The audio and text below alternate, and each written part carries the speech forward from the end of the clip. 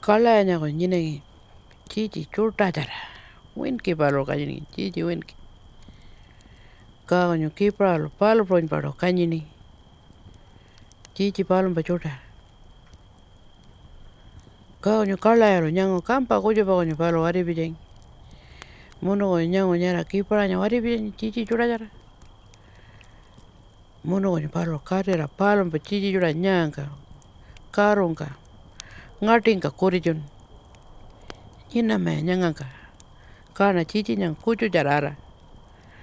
Mono konyo palo chichi kujo jaran. Kipala la koro nyan. Mono konyo ankula kipala nyang. Parangala kuka nintinanga chichi palo mpa churta. Kuka nyangan pe. Waka ngalkun ma pungkula ngalkun. Ka palo kalaya lo ngunti wangka ngatu jara. Anu konyo mono konyo ankula kipalanya wangka. Hawai. Nyundun chichi churta jara. Ka konyo kipala no ngayu chichi ngayu ko nyanga jana. Ka konyo kalaya lo wangka. Nyawa. Ngayu chichi huwan kara pungkula wiyan. Mono na chichi nyanga kuchu kanyini. Huwan kara na wiyan. Kuchu jara nyina jijong. Nyundu ngapar jipala cha pungkula wiyala chichi pala nyundu pa churta. Ka konyo kipala lo kuliningi mono konyo wangka. Nya kuna wiyal ko. Ngayu lo chichi ko mukoring ko pa.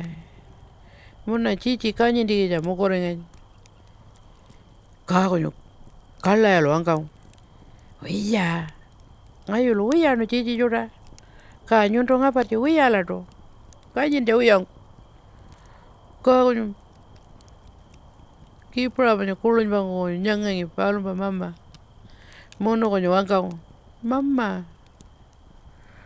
Ngatu jara wantimani pungko ja wiyang. Ngayu lo kulo wiro. Kulo palya ngayu lo. Ngayu lo pura nyundu nya kuka nyakula wangka ma. Kuka pungko jako nyundu pa ngalimpa. Nyundu pa nganampa. Ka konyo kipala lo nyangangi kulung ko palonya. Mono konyo kuliningi. Lapa na pungko ko. Ka konyo kalaya lo. Tungun pungkulaya lo wiru ningi. Kanyin ja wiya ngayu lo huwan kara pungo. Nyundu ngapar ja wiyala. Mule chichi wiya nyinama. Chichi kuju jara. Ngayu lo huwan kara pungo chichi ngayu ko churta. Kuju jara nyina jijong. Ka konyo chichi penya palo jana nyangangi. Mama wantimalanya pungko ja wiyang. Ngana na kulo palya. Penya ngana na kulung ko nyanganyi kuka kuju pa churta. Mono ngana na nyundu nya wangka ngana pa kuka pungko jako. Ka konyo kipala lo nyangangi mula karo ka konyo nyangangi. Kata jalo ringkola. Mono konyo palo makating. Ngatu. Makatra konyo. Puno ka kumpira. Kipala penya palo njana ya antawaning. Ngunti ngulo. Huwan kara konyo wiyano palo pa churta. Mono konyo ngalya piyala nyangu. Hai. Kalaya penya wiyang ranyi ya jiring. Mono konyo waintra nyangu nyara karungulo palo wati pakano. Churta jara la chichi winki jara. Ngana mono konyo palo polkara olara. Chichi penya palo pa ampura. Polkara aido olangi. Ngayu nya kalaya lo ngunti korano. Mono chichi ngayu wiyan jako ngayu nya wangka.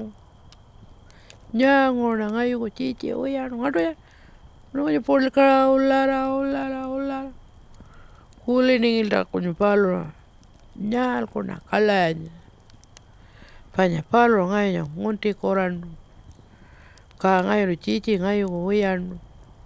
Ka palo ngunti wangkara chichi. Palo pa churta jara raido wati pakano. Mono kanan pa raido maa pijani chichi churta jara. Ka palo pa chichi churta ko palo nya wanani. Mono konyo palo ankula kumpi alda konyo palo nyinengi. Nyinara ko nyango. Halo kalaya nyara ja pijani. Kanan pa halaido.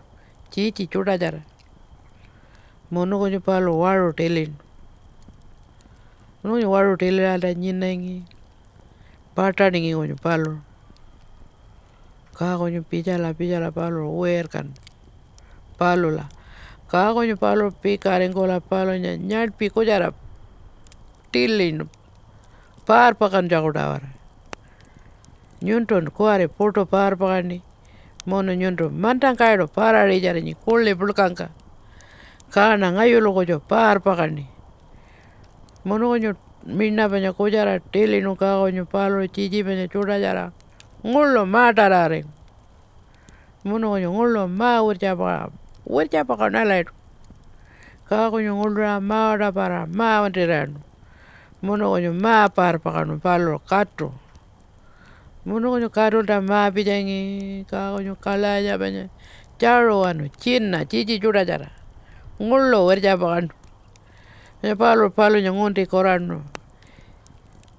Chichi palo mba uyan chako. Mono palo kocho chichi chuda jara. Urja pakanu. Ka ngatu jara. Kiparanya palo chichi kawalen. Mono palo chichi kawalera palo ma par pakanu. Anu palo ngora parare. Chichi uya. Ka palo kocho chichi chuda jara. Kumpira urja pakanu. Ngatu jara. Owa ka ngana nyako be. Kalanya chichi chuda jara. Ka ngatu jara kiparanya chichi kocho jara. Nyina pe. Para ngara pe.